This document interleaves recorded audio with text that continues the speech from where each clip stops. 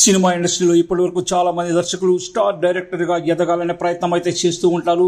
అయితే ఇప్పటికే పాన్ ఇండియాలో స్టార్ డైరెక్టర్గా గుర్తింపు సంపాదించుకున్న రాజమౌళి ఇప్పుడు పాన్ వరల్డ్లోకి ఎంట్రీ ఇస్తున్న విషయం కూడా మనకు తెలుసు.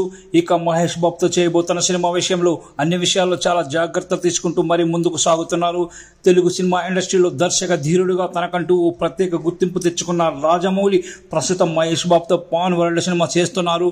ఈ సినిమాతో ఆయన తనదైన రీతిలో సత్తా చాటుకోవాలనే ప్రయత్నం కూడా చేస్తున్నారు.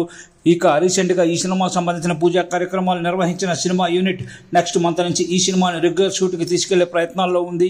మరి ఏదేమైనా కూడా మహేష్ బాబు సినిమా షూటింగ్ లో పాల్గొనడానికి సిద్ధమవుతున్నట్లుగా వార్తలు అయితే వస్తున్నాయి. మహేష్ బాబు చేత మార్షల్ ఆర్ట్ ట్రైనింగ్ కూడా ఇప్పిస్తున్నారని వార్తలు వస్తున్నాయి. ఇప్పటివరకు మేక్ ఓవర్ విషయంలో చాలా జాగ్రత్తలు తీసుకున్న రాజమౌళి ఇప్పుడు మహేష్ బాబుకి మార్షల్ ఆర్ట్స్ ట్రైనింగ్ అని ఇప్పిస్తుండడం విశేషం. ఇక దానివల్ల ఈ సినిమాలో ఒక భారీ యాక్షన్ ఎపిసోడ్ చేయడానికి కనీసం మహేష్ బాబుకి మార్షల్ ఆర్ట్స్ కి సంబంధించిన కొన్ని బేసిక్ టెక్నిక్స్ అయితే తెలియాల్సి ఉంది. దానికోసమే హాలీవుడ్ నుంచి వచ్చిన కొంతమంది స్పెషల్ ట్రైనర్స్ చేత మహేష్ బాబుకి ఇప్పుడు ట్రైనింగ్ అయితే ఇప్పిస్తున్నారు. బాహుబలి సినిమా సమయంలో ప్రభాస్ రాణాల చేత హార్స్ రైడింగ్, కర్రసాము, కత్తుసాము లాంటివి నేర్పించిన రాజమౌళి ఇప్పుడు మహేష్ బాబుకు కూడా అలాంటివి నేర్పించే ప్రయత్నంలో ఉన్నట్టుగా తెలుస్తోంది. ఈ సినిమా కోసం మహేష్ బాబును విపరీతంగా కష్టపడుతున్నట్టుగా కూడా మనకు వార్తలు వస్తున్నాయి.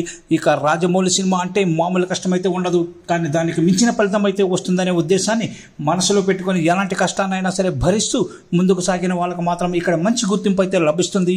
ఆయన సినిమా వల్ల భారీ క్రేజ్ కూడా దక్కుతుందని చెప్పడంలో ఎంత మాత్రం అతిశయోక్తి లేదు.